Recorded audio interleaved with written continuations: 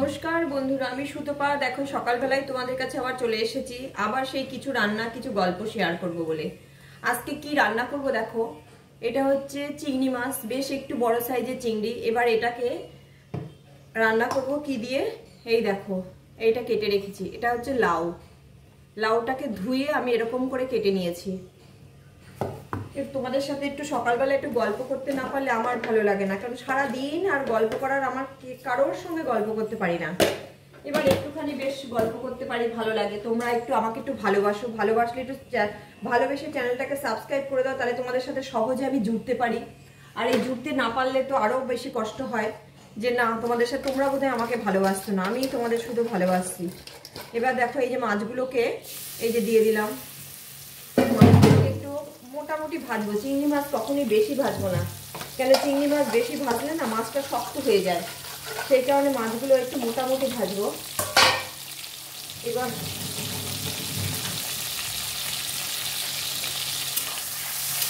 দেখো একটুখানি নেড়ে চেড়ে নামিয়ে দেবো। চিংড়ি হয়ে গেছে, নামিয়ে দেবো।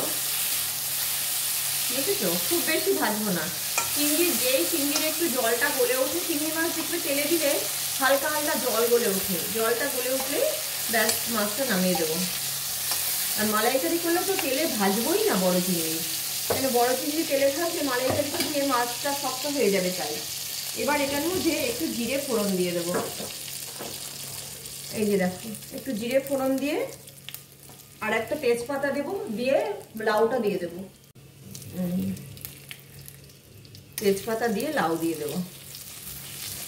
লাউ দিয়ে চিংড়ি আমার খুব ভালো লাগে, অনেকেরই ভালো লাগে লাউ দিয়ে চিংড়ি। আজকে তোমাদের আমি কি করে রান্না করি সেটা দেখাচ্ছি। এই যে দেখো এর মধ্যে আমি সেরকম কোনো মশলা দেই না, কাঁচা লঙ্কা চিড়ে দিয়ে দেবো। এই পুরো লাউটাই ঢেলে দিলাম। আমার এই লাউটাও আমার গাছের লাউ,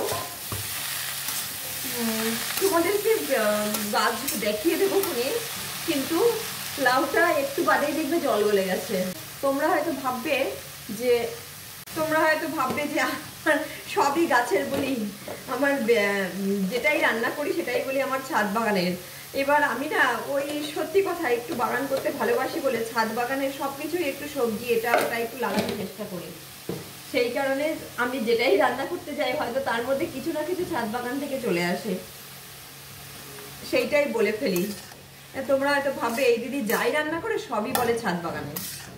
এবার অরিজিনালি ছাদ বাগানের জিনিসই টুকটাক করে করি, সেটাই তোমাদের কাছে বলে ফেলি। আর বলতে গিয়ে তো ধর মুখ দিয়ে তো অন্য কথা বেরোয় না, যেটা সত্যি দেখবে সেটাই বেরিয়ে আসে ফট করে। এর মধ্যে কয়েকটা কাঁচা লঙ্কা আমি চিড়ে দিয়ে দেবো, নিয়ে এসেছি কাঁচা লঙ্কা, এ কটা দিয়ে দেবো। এইসব রান্না হচ্ছে মা ঠাকুমাদের কাছ থেকে করা। মা ঠাকুমা, এদিকে শাশুড়ি মা, মানে মা বলতে তো দুই মাই বোঝায়, শাশুড়ি মা নিজের মা, মায়েদের কাছ থেকেই শেখা। এবার এই লাউটাকে একটু ঢাকা দিয়ে দেবো, কারণ ঢাকা দিলে পরে লাউটা জল গলে যাবে খুব তাড়াতাড়ি। একটু ঢাকা দিয়ে মিনিট 5 বাদে ঢাকাটা একটু গ্যাস কমিয়ে দিই, 5 মিনিট বাদে খুলবো, দেখবো জল গলে গেছে। এই দেখো কেমন লাউটা কেমন জল গলে এসেছে, ওই দেখো বললাম না 5 মিনিট ঢাকা দিয়ে রাখলে জল গলে যাবে। এই অবস্থায় মাছগুলো দিয়ে দেবো। মাছগুলো দিয়ে মাছগুলো একটু সিদ্ধ হওয়ার দরকার পড়বে, তাই অল্প একটু জল দেবো উপর থেকে, খুব বেশি না, একটুখানি, যেটুকুনি ডোবার জন্য যেটুকুনি দরকার। কারণ লাউও নরম, মাছও নরম, মাছও একটুখানি সিদ্ধ হলে, নরম বলতে কি একটু সিদ্ধ হলেই হয়ে যাবে। মাছগুলোকে একটু ঢাকা দিয়ে দিই। আর এটার মধ্যে দেবো আমি ওই ধনে আর জিরের গুঁড়ো, আমি ভেজে গুঁড়ো করে রেখেছি, সেই গুঁড়োটা দেবো একটু। এটা একটু 5 মিনিট থাক, 5 মিনিট কি 2-3 মিনিট থাকলেই হয়ে যাবে। এই যে দেখো এটা হয়ে গেছে। আর লবণ টেস্ট করলে, এই অবস্থায় লবণটা টেস্ট করে নেবে। একটু ঝোল ঝোল থাকবে, ঝোল ঝোল থাকলে খেতে বেশি ভালো লাগে। এর মধ্যে দেবো এই দেখো জিরে আর ধনের গুঁড়ো, আমি ভেজে গুঁড়ো করে রেখেছি, এটা ভালো করে জিরে ধনে। আর এর মধ্যে আছে 2টো তেজপাতা, অনেকগুলো জিরে তো, তেজপাতা আর একটু শুকনো লঙ্কা, 2-3টে শুকনো লঙ্কা, ওইটুকুই দেবো, খুব বেশি দেবো না।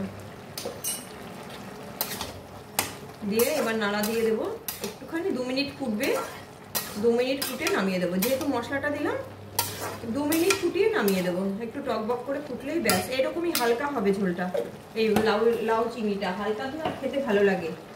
যদি কুচো চিংড়ি হতো, কুচো চিংড়ি হলে পারে তাহলে একটু ঝোল আর একটু টাইট করতাম। যেহেতু এই চিংড়িগুলো একটু বড় বড়, সেই কারণে হচ্ছে একটু ঝোল ঝোল হালকা রেখে দেবো।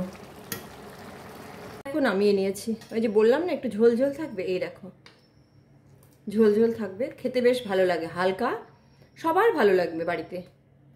লাউ যেই পছন্দ করবে সেই এই রেসিপিটা খুব ভালো লাগবে।